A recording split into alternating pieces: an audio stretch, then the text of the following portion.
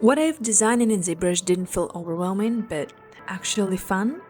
I'm Eugenia, a concept artist and sci-fi character designer. In this tutorial, I walk you through how I design sleek, believable sci-fi footwear from the first idea to the final render. You will learn how to design efficiently using footwear as an example, a fun way to explore shapes, play with function and style, and create designs that stand out across any character project. I walk you through my full pipeline, starting with ideation phase and reference hand, then sculpting in ZBrush with an intuitive workflow and the tools I rely on most, and rendering in Keyshot and final polish in Photoshop. And more importantly, I'll explain the reasoning behind every design choice I make, where I put seams, how I build shapes that feel intentional, what makes something feel like sci-fi instead of just random details slapped on. See, you don't need to know everything in ZBrush. I show you the 20% of the tools that give you 80% of the results. You'll also get a bonus, one of my favorite visual exercises to sharpen your eye, grow a unique style, and speed up your entire workflow. So, ready to level up your skills and design with more confidence?